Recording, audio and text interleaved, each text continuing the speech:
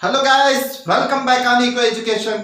मैं नदीम खान और आज की क्लास में हम पढ़ेंगे measurement of national income through the income method.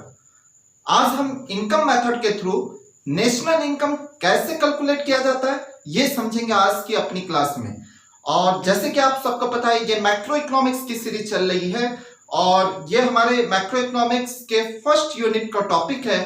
तो अब तक इस पे हमने 12 वीडियो लेक्चर बना लिया है और अगर अभी तक आपने नहीं देखा है तो प्लीज पहले हमारे चैनल के प्लेलिस्ट में जाएं, वहां से और सारे वीडियो को कवर करें, तब ये टॉपिक और अच्छे से आपको समझ में आएगा।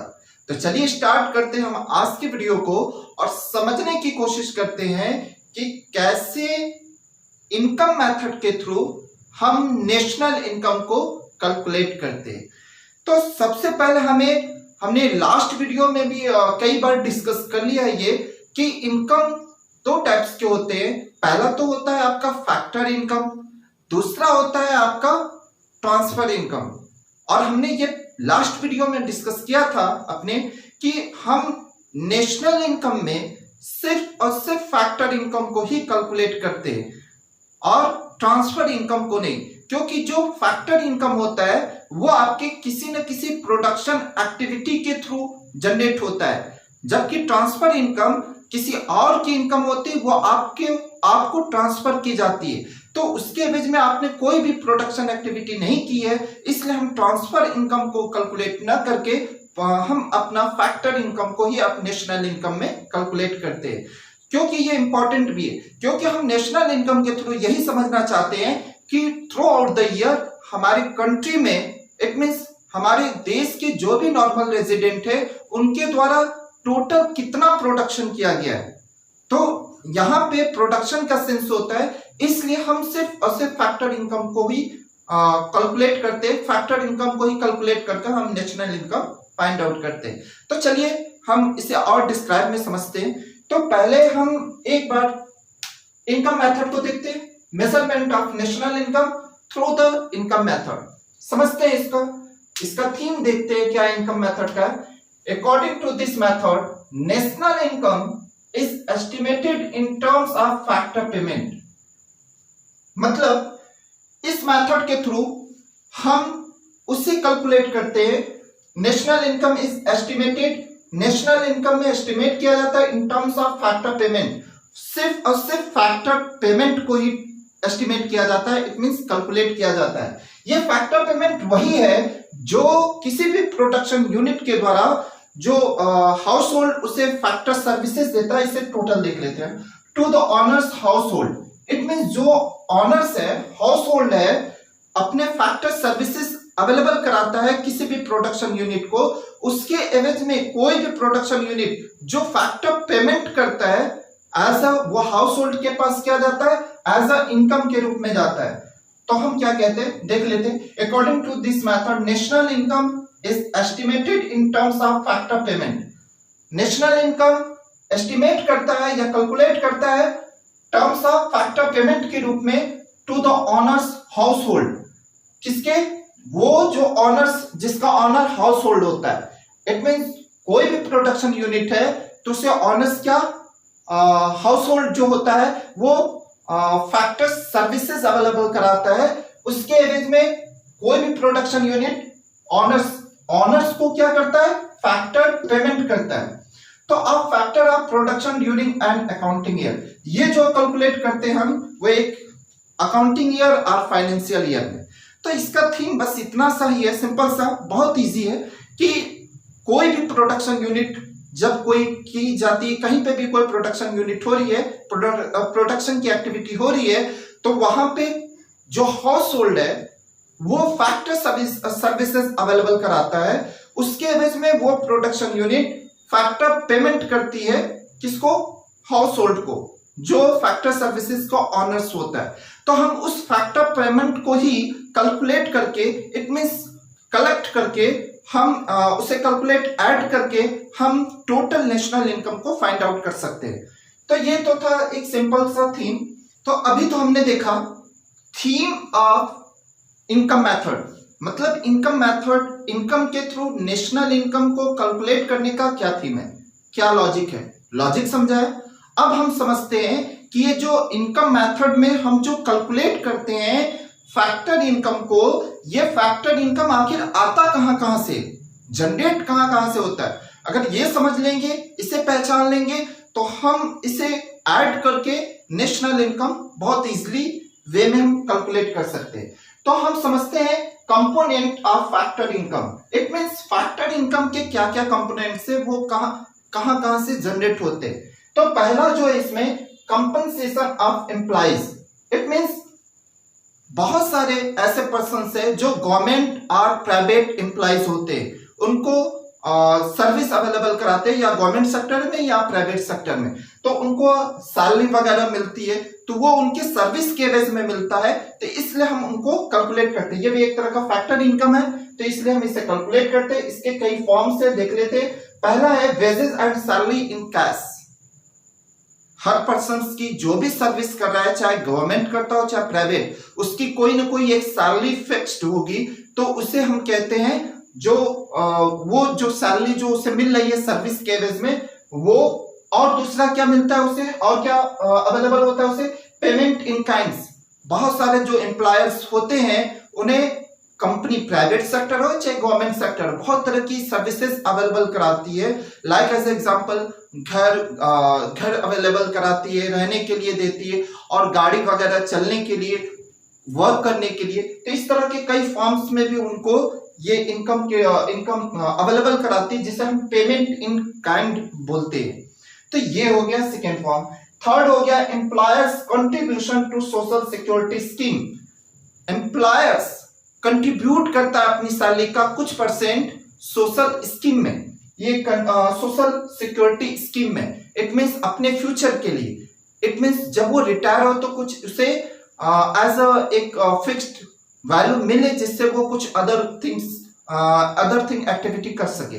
तो वो उसमें वो अपनी सैलरी का कुछ परसेंट डिडक्ट कराता है, और प्लस जिस सेक्टर से, जिस संस्था से वो रिलेटेड है, चाहे गवर्नमेंट सर्विस में हो या प्राइवेट में, वो भी उसमें कुछ परसेंट शेयर करती है। इस तरह एक अच्छी खासी वैल्यू उसके सर्विस ड्यूरेशन में बन जाती है, जो उसे फ्यूचर में वो काम आती है। तो एक तो ये थर्ड फॉर्म था। Fourth, pension on retirement. जैसे आप सबको पता है कि जो भी गवर्नमेंट सर्विस करते हैं उनको रिटायरमेंट के बाद गवर्नमेंट पेंशन भी देती है, तो उन्हीं के डिडक्ट वाले पैसे होते हैं। तो ये सारे फॉर्म्स हो गए जो एम्प्लॉय को अवेलेबल कराते हैं, ये एज अ इनकम के रूप में उनको दिए जाते हैं या मिलते हैं, क्योंकि ये वो सर्विस अवेलेबल करा है, उसके एवज में ये सारी चीजें मिलती है उनको। तो इसलिए हम इसे अपने नेशनल इनकम में कैलकुलेट करते हैं। तो ये हो गया हमारा पहला फॉर्म, जिसे इनकम जनरेट होती है और हम अपने फैक्टर इनकम की, क्योंकि ये फैक्टर इनकम है और इसे हम अपने नेशनल इनकम में इंक्लूड करते हैं। सेकेंड फॉर्म क्या है? Rent and royalty. ये रेंट एंड रॉयल्टी क्या है? रेंट आप समझ रहे हैं, फैक्टर सर्विसेज में आपने लैंड को पढ़ा है, तो लैंड जो भी हाउस होल्ड अवेलेबल कराता है किसी भी प्रोडक्शन यूनिट को, उसके एवज में वो प्रोडक्शन यूनिट उसे क्या देती है? रेंट देती है। रेंट बहुत सारे लोग अपनी जमीन को या कोई भी ऐसे नेचुरल रिसोर्स को जो जिसके थ्रू प्रोडक्शन होता है, वो रेंट पे लेकर प्रोडक्शन करते, उसके एवज में लैंड को लेकर प्रोडक्शन करते, उसके एवज में उनको रेंट देते हैं। रेंट तो आपको समझ में आ रहा, बहुत इजी फॉर्म है। लेकिन रॉयल्टी क्या है? रॉयल्टी बहुत सिंपल चीज है। जैसे मैं आपका नेम एंड फेस यूज कर रहा हूं अपने लिए, तो मैं आपको इसके एवज में आपकी राइट को मैं यूज कर रहा हूं, आपका नेम यूज कर रहा हूं, उसके एवज में आपको कुछ कंपेंसेशन दे देता हूं, तो उसे रॉयल्टी कही जाती है। सपोज दैट जैसे मैकडोनाल्ड्स, आप जानते हैं अच्छी तरह, कोई मैकडोनाल्ड एक रेस्टोरेंट है जिसका यूज करने में ऐसे बहुत सारी चीजें हैं, जिसका आप नेम यूज करेंगे उसके एवज में आपको पैसे देने पड़ते हैं, वो पैसे रॉयल्टी होती है, वो रॉयल्टी के पैसे होते हैं। तो उससे भी एक अगर आपका ब्रांड है किसी कंपनी का, तो वो अपना नेम सेल करके, नेम बेचकर भी पैसे जनरेट करती है, जिसे हम रॉयल्टी कहते हैं। तो ये हो गया रेंट एंड रॉयल्टी। ये भी एक तरह का इनकम है, जो फैक्टर इनकम है, इसे फैक्टर इनकम में इंक्लूड किया जाता है, और जो हमारे नेशनल इनकम का पार्ट है। थर्ड जो है वो आपका इंटरेस्ट है। इंटरेस्ट क्या है?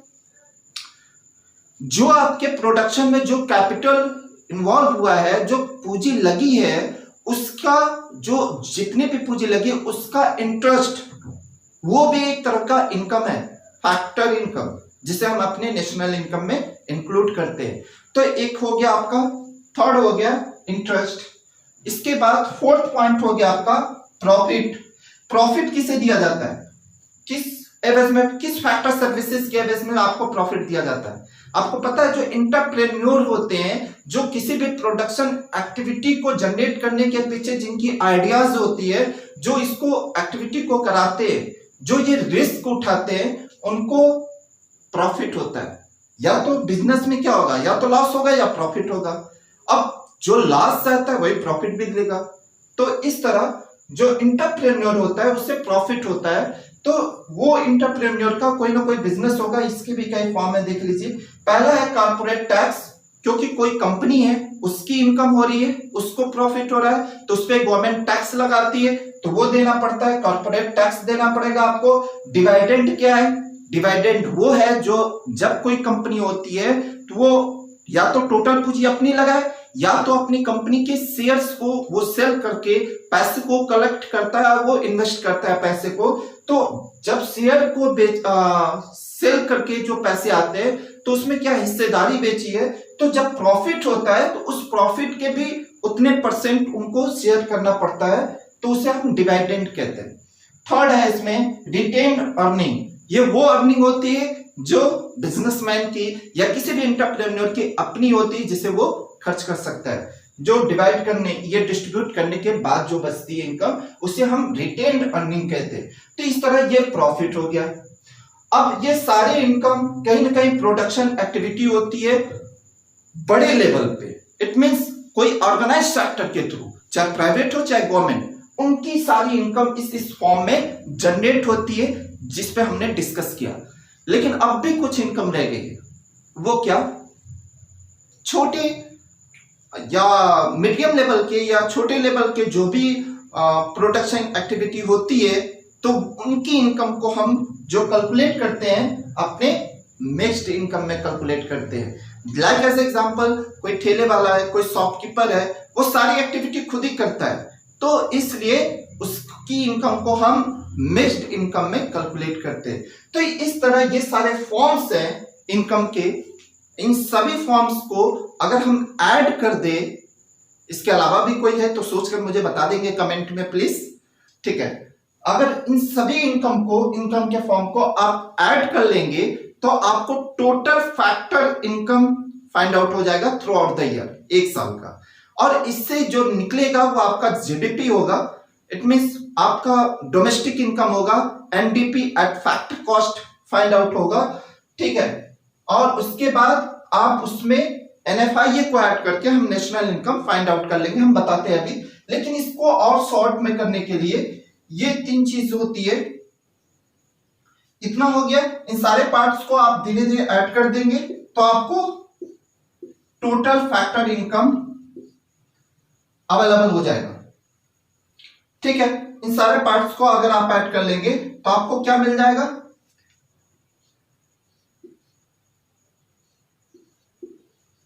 Net domestic product at factor cost available हो जाएगा। पांचों फॉर्म को, जो भी 5 फॉर्म्स हैं आपके फैक्टर इनकम के, इन सब को ऐड करके हम national income, it means domestic income find out कर लेंगे। तो इसके एक शॉर्ट फॉर्म होते हैं इन तीनों के, वो क्या है, ऑपरेटिंग सरप्लस।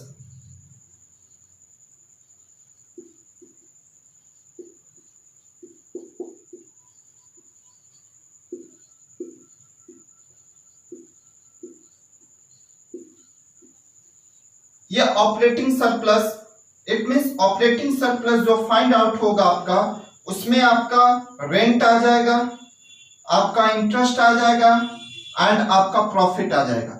इन तीनों को इंक्लूड करके आप ऑपरेटिंग सरप्लस निकाल लेंगे। तो कहीं कहीं ये तीनों फॉर्म अलग अलग दिया हो तो और अच्छी बात है, अगर ना दिया हो तो सिर्फ ऑपरेटिंग सरप्लस दिया हो तो क्या करेंगे, हम operating surplus plus compensation of employ and plus mixed income,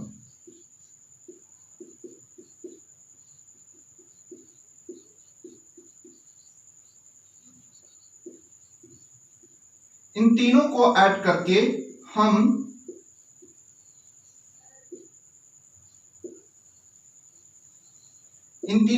करके हम क्या निकाल लेंगे? NDP at factor cost. It means domestic income.